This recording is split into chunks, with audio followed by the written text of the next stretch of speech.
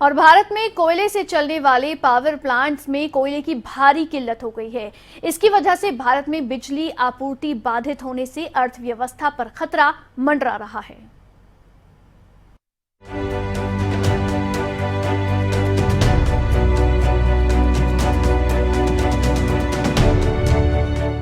भारत में 135 कोयले पर आधारित बिजली संयंत्र हैं, जिनमें से आधे से अधिक कोयले की तंगी झेल रही है, क्योंकि कोयला भंडार में गंभीर कमी आ गई है। भारत में 70% से ज्यादा बिजली कोयले से उत्पादित होती है। ऐसे में ये चिंता ज्यादा है। भारत इस वक्त अभूतपूर्व बिजली संकट के मुहाने पर खड़ा है। वजह है कोयले की कमी। कोयले से चलने वाले देश के कुल 135 पावर प्लांट्स में आधे से ज्यादा के पास महज 2 से 4 दिन का ही कोल्ड स्टॉक बचा है। भारत जैसे देश में जहां 70% बिजली का उत्पादन कोयले से होता हो, वहां इस संकट का सीधा मतलब है बिजली गुल होने का खतरा। वो भी ऐसे वक्त में जब त्योहारी सीजन शुरू है, जब बिजली की डिमांड बढ़ जाती है। औद्योगिक और घरेलू बिजली खपत दोनों पीक लेवल पर होती है। ऐसा नहीं है कि ये संकट अचानक पैदा हुआ है। कोरोना महामारी की दूसरी लहर के कमजोर होने के साथ ही भारत में बिजली की मांग तेजी से बढ़ी। पिछले 2 महीनों में ही बिजली की खपत में 2019 यानी प्री कोविड के उसी अवधि के मुकाबले करीब 17% का उछाल दर्ज किया गया। इसी दौरान वैश्विक स्तर पर कोयले की कीमतों में 40% इजाफा हुआ। भारत का कोयला आयात 2 साल में सबसे निचले स्तर पर है। भारत में यूं तो दुनिया में कोयले का चौथा सबसे बड़ा भंडार है, लेकिन खपत की वजह से भारत कोयला आयात करने में दुनिया में दूसरे नंबर पर है। और नतीजा सामने है। दुनिया के दूसरे सबसे बड़े कोयला आयातक और चौथे सबसे बड़े स्टॉक वाले भारत के पास अब पर्याप्त स्टॉक नहीं है।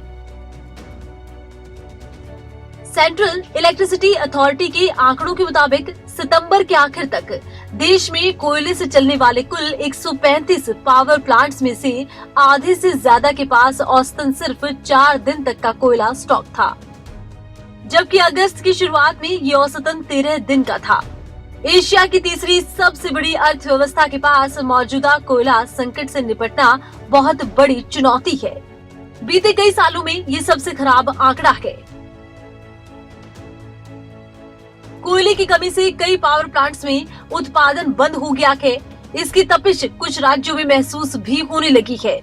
राष्ट्रीय राजधानी दिल्ली में तो उपभोक्ताओं के पास बिजली कंपनी के संदेश भी आने लगे हैं कि कोयले की कमी की वजह से कुछ घंटे बिजली कटौती के लिए तैयार रहें। कुछ राज्यों में अघोषित बिजली कटौती शुरू भी हो चुकी है और संकट दूर नहीं हुआ तो बाकी राज्यों में भी जल्द ही ये नौबत आने वाली है।